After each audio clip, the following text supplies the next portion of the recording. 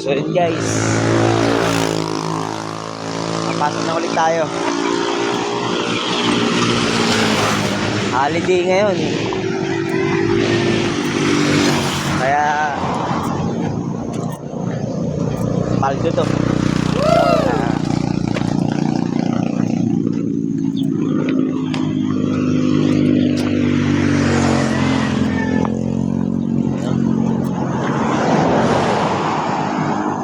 Holiday. Sahod na naman. Wala kaming pakialam! Kaso 4 days lang ang pasok ko. 4 days lang ipapasok natin guys. Dahil 2 araw tayong absent. Pero okay lang yun. Ganyan talaga ang buhay. Taga-taga lang.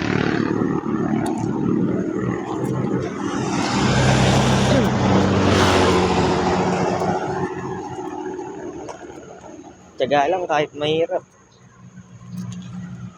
Diba nga guys?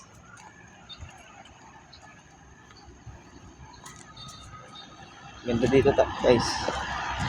Yan. Yes. Yan, tanawin dito guys. Tayo muna si Pio.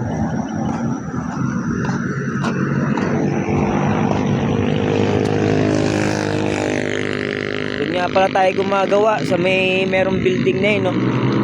Sa likod. Update ko kayo pa nandito tayo sa loob. So yun guys, nandito na tayo sa loob. Ayan, no? Walang katao-tao ngayon dahil holiday nga pala ngayon guys. Ang swerte ng mga nasa kumpanya, double pay. Sana lahat, no? Yan, liwanag na. Wala pa nga pala akong kasama dito. Dahil wala pa yung mga kasama natin guys. Tamang lakad muna tayo dito guys. Wala mag-isa oh.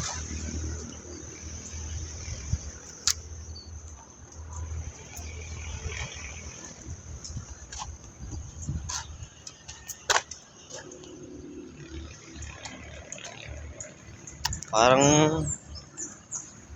wala yata tayo pasok ah. Aray mo.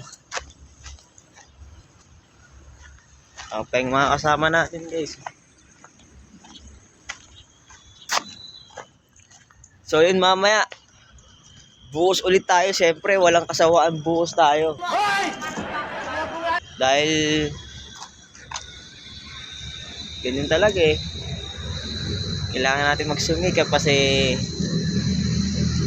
bawal na tayo umasa sa magulang natin dahil nasa tamang edad na tayo.